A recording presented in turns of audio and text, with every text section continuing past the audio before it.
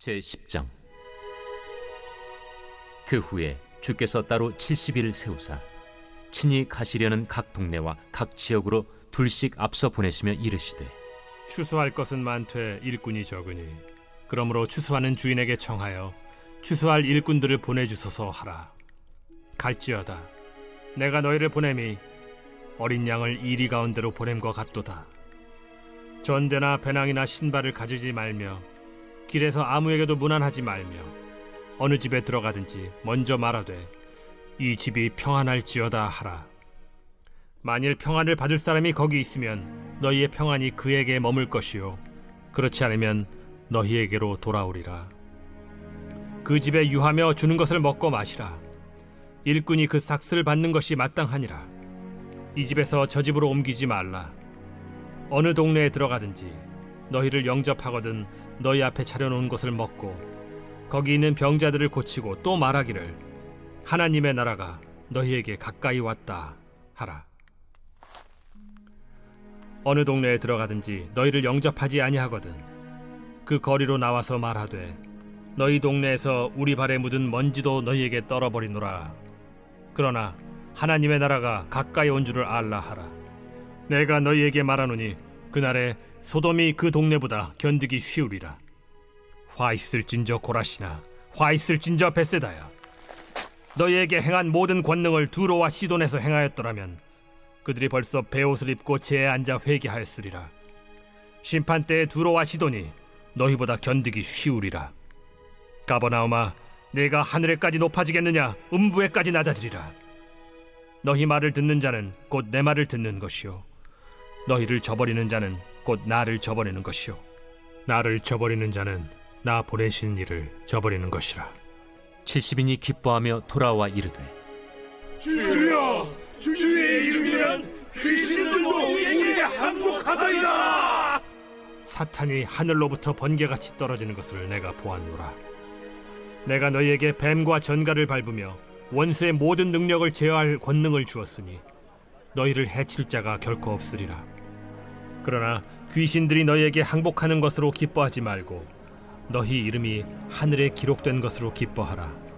그때 예수께서 성령으로 기뻐하시며 이르시되, 천지의 주제이신 아버지여, 이것을 지혜롭고 슬기 있는 자들에게는 숨기시고 어린아이들에게는 나타내심을 감사하나이다. 옳소이다. 이렇게 된 것이 아버지의 뜻이니이다. 내 아버지께서 모든 것을 내게 주셨으니 아버지 외에는 아들이 누구인지 아는 자가 없고 아들과 또 아들의 소원대로 계시를 받는 자 외에는 아버지가 누구인지 아는 자가 없나이다. 제자들을 돌아보시며 조용히 이르시되, 너희가 보는 것을 보는 눈은 복이 있도다.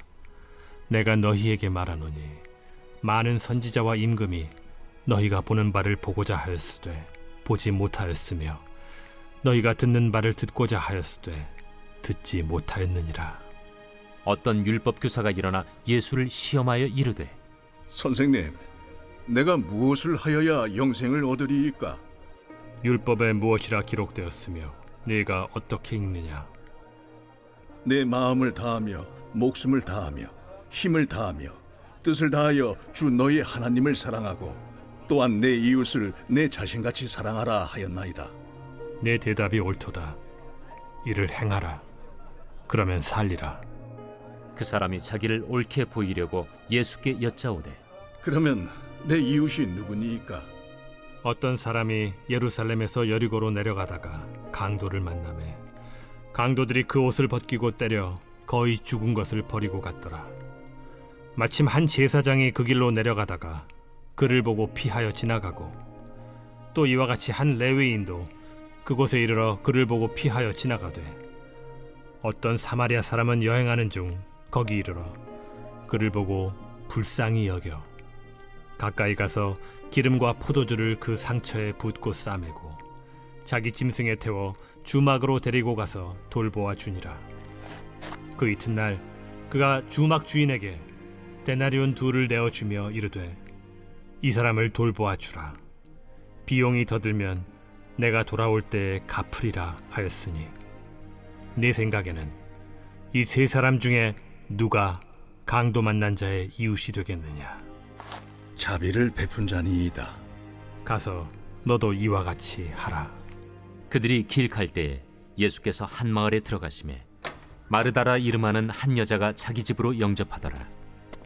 그에게 마리아라 하는 동생이 있어 주의 발치에 앉아 그의 말씀을 듣더니 마르다는 준비하는 일이 많아 마음이 분주한지라 예수께 나아가 이르되 주여, 내 동생이 나 혼자 일하게 두는 것을 생각하지 아니하시나이까? 그를 명하사 나를 도와주라 하소서. 마르다야, 마르다야, 네가 많은 일로 염려하고 근심하나 몇 가지만 하든지 혹은 한 가지만이라도 족하니라. 마리아는 이 좋은 편을 택하였으니 빼앗기지 아니하리라.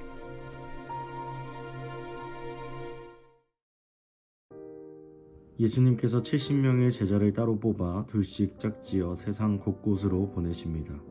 70이라는 숫자는 단순히 사람의 수를 넘어 당시 세상의 모든 민족을 뜻합니다.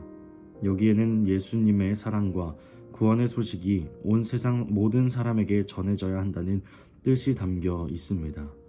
주님은 제자들을 보내시며 추수할 것은 많은데 일꾼이 적으니 일꾼을 보내달라고 하나님께 기도하라고 말씀하십니다. 여기서 추수는 사람들을 벌주려는 것이 아니라 길 잃은 영혼들을 사랑으로 품어 구원하는 일입니다. 복음을 전하는 일은 내 힘과 노력으로 하는 것이 아니라 하나님께 겸손히 기도하며 그분의 도우심을 구할 때 이루어집니다. 예수님은 또한 말씀하십니다. 내가 너희를 보내는 것이 어린 양을 이리떼 속으로 보내는 것과 같다.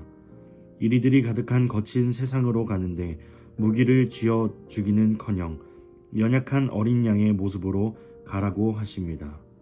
양은 목자가 지켜주지 않으면 단 하루도 살아남을 수 없습니다. 세상 속에서 내 힘, 내 경험을 믿고 뽐내지 말고 오직 선한 목자이신 예수님만 끝까지 의지하라는 것입니다. 또 돈이나 여분의 신발도 챙기지 말고 길에서 아는 사람을 만나 길게 잡담하지 말라고 하십니다. 이것은 인간적인 계산과 물질에 의지하지 말고 복음을 전하는 일이 얼마나 소중하고 급한 일인지 잊지 말라는 뜻입니다. 예수님은 어느 집에 들어가든 먼저 이 집에 평안이 있기를 바랍니다 하고 축복하라 말씀하십니다.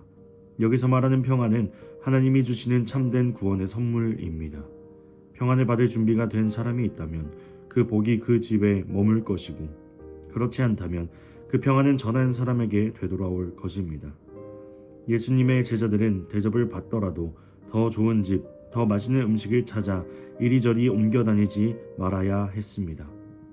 복음을 전하는 사람은 세상의 편안함이나 대접을 바라보는 사람이 아니라 겸손하게 섬기는 일꾼이기 때문입니다. 낯선 곳에 가서 차려주는 음식을 편견 없이 먹고 아픈 사람을 고쳐주며 하나님의 나라가 여러분에게 가까이 왔습니다라고 선포하는 것이 제자들의 사명이었습니다. 하지만 복음을 거절하고 마음의 문을 닫는 곳이 있다면 발에 묻은 먼지까지 털어버리라고 하십니다. 하나님의 사랑을 끝까지 거절한 책임은 결국 그들 자신에게 있는 것입니다. 예수님은 은혜를 수없이 받고도 교만하여 회개하지 않았던 고라신, 벳세다, 가버나움 같은 도시들을 안타까워하시며 돌이키지 않은 자들에게는 무서운 심판이 따를 것임을 엄중히 경고하셨습니다.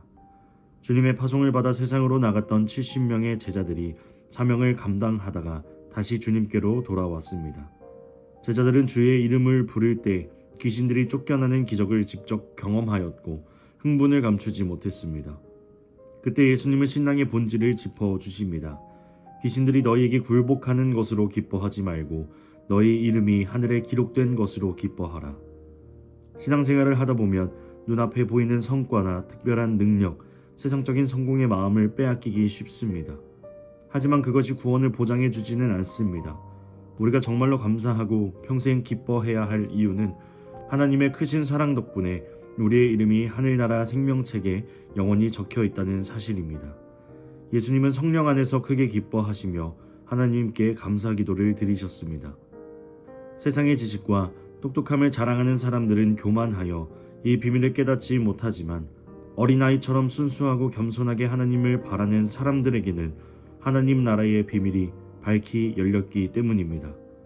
이러한 놀라운 일이 있고 난 후 율법에 대해 누구보다 잘 안다고 자부하던 한 율법 교사가 예수님을 시험하려고 일어났습니다. 선생님, 제가 무엇을 해야 영생을 얻을 수 있습니까? 그는 자기가 무언가 선행을 해야 구원을 얻는다고 생각했습니다. 이에 예수님은 율법에 무엇이라 쓰여 있느냐 하며 율법 교사에게 물으셨습니다. 율법 교사는 하나님을 마음과 목숨과 힘과 뜻을 다해 사랑하고 이웃을 내 몸처럼 사랑하라고 했습니다. 라고 말합니다. 예수님은 내 말이 맞다. 가서 그대로 행하라. 그러면 살 것이다. 라고 말씀하셨습니다. 율법 교사는 그러면 도대체 누가 저의 이웃입니까? 라고 물었습니다. 그는 자기 마음에 드는 사람, 같은 동족만을 이웃으로 정해두고 그들에게만 사랑을 베풀며 자기가 의롭다고 뽐내고 싶었습니다. 예수님은 그 질문에 선한 사마리아 사람의 이야기를 들려주십니다. 예루살렘에서 여리고로 내려가는 험한 산길에서 한 사람이 강도를 만났습니다. 가진 것을 모두 빼앗기고 심하게 맞아 길가에 거의 죽은 채로 버려졌습니다. 마침 종교 지도자인 제사장이 그 곁을 지나가게 되었습니다. 그러나 그는 쓰러진 사람을 보고도 길 반대편으로 피해서 도망치듯 지나가 버렸습니다. 뒤이어 성전에서 봉사하는 레위인도 지나갔지만 다가가 쳐다보기만 할 뿐 아무런 도움도 주지 않고 그냥 가버렸습니다. 그런데 당시 유대인들에게 사람 취급도 받지 못하고 멸시당하던 사마리아 사람이 그 길을 지나가게 되었습니다. 그는 피 흘리며 쓰러진 사람을 보자마자 마음 깊은 곳에서 불쌍한 마음이 솟구쳤습니다. 그는 가까이 다가가 기름과 포도주로 상처를 치료하고 정성껏 싸매어 주었습니다. 그리고 자기가 타던 나귀에 그 사람을 태우고 여관으로 데려가 밤새도록 지극정성으로 돌보아 주었습니다. 다음날 일정 때문에 길을 떠나야 했던 사마리아 사람은 여관 주인에게 노동자의 이틀치 품삯이자 2달 동안 머물 수 있는 큰 돈을 주며 부탁했습니다. 이 사람을 잘 돌보아 주십시오. 돈이 더 들면 내가 돌아오는 길에 갚겠습니다. 그는 잠깐 도와주고 생색내는 것으로 끝내지 않고 아픈 사람이 완전히 나을 때까지 자기의 시간과 돈을 바쳐 끝까지 책임을 졌습니다. 이 이야기를 마치신 예수님은 율법 교사에게 물으십니다. 이 세 사람 중에 누가 강도 만난 사람의 진짜 이웃이 되겠느냐? 율법 교사는 사마리아인이라는 말을 입에 담지 못하고 자비를 베푼 사람입니다. 라고 대답합니다. 이에 예수님은 단호하게 말씀하십니다. 가서 너도 이와 같이 하라. 말로만 사랑을 외치지 말고 도움이 필요한 사람에게 다가가 사랑을 행동으로 실천하라고 명령하신 것입니다. 이후 예수님께서 자리를 옮겨 한 마을에 들어가십니다. 그때 한 여인이 자기 집으로 예수님을 초청하여 예수님께서 그 집에 들어가십니다. 마르다는 기쁜 마음으로 예수님을 자기 집에 모셨습니다. 그리고 예수님과 그 일행에게 맛있는 음식을 대접하기 위해 부엌에서 정신없이 바쁘게 일했습니다. 반면 동생 마리아는 예수님의 발치에 얌전히 앉아 예수님의 말씀에 귀를 기울이고 있었습니다. 혼자 일하던 마르다는 점점 화가 나고 섭섭해졌습니다. 결국 예수님께 따지듯 말합니다. 주님, 제 동생이 저 혼자 일하게 내버려 두는 것을 보고만 계십니까? 저를 좀 도와주라고 말씀해 주십시오. 예수님은 그런 마르다를 부드러운 목소리로 부르십니다. 마르다야, 마르다야, 내가 많은 일로 걱정하고 마음을 쓰지만 사실 몇 가지만 하든지 아니면 딱 한 가지만으로도 충분하다. 마리아는 가장 좋은 것을 선택했으니 빼앗기지 않을 것이다. 예수님은 마르다의 정성을 무시하지 않으셨습니다. 다만 주님을 대접하겠다는 열심이 지나쳐서 정작 가장 중요한 평안을 잃어버리고 불평과 원망에 빠진 모습을 안타까워하셨습니다. 그래서 무엇보다 중요한 것이 우리의 영혼을 살리는 하나님의 말씀임을 마르다에게 가르쳐 주셨습니다. 예수님을 섬기는 참된 신앙은 내 힘으로 무언가를 해드리는 것보다 먼저 주님의 발 앞에 겸손히 엎드려 주님의 음성을 듣고 은혜를 채우는 일에서 시작됩니다. 주님은 세상으로 나아가는 제자의 모습, 이웃을 사랑하는 제자의 모습, 주님의 발 앞에 앉아 말씀을 듣는 제자의 모습이 참된 제자의 모습임을 우리에게 가르쳐 주십니다. 예수 그리스도를 믿고 영접하여 예수님의 제자된 우리는 그저 믿는 것에서 끝나는 것이 아니라 예수님께서 원하시는 제자의 삶을 살아가야 합니다. 그것이 제자된 도리이자 그리스도인들이 살아내야 하는 삶이기 때문입니다. 주님 앞에 나아가 말씀을 듣고 주님을 의지하여 세상으로 나아가야 합니다. 그리고 그곳에서 만나는 이웃에게 사랑을 실천해야 합니다. 또한 세상의 성공이나 사람의 인정이 아니라 우리의 이름이 하늘에 기록되어 있다는 사실을 가장 큰 기쁨으로 삼을 수 있어야 합니다. 오늘을 살아가는 우리 모두 주님의 발 앞에 머물고 주님의 손을 붙들고 주님이 보내시는 곳으로 나아가 주님의 마음을 시원케 해드리는 그런 참된 제자가 되기를 주님의 이름으로 축복합니다.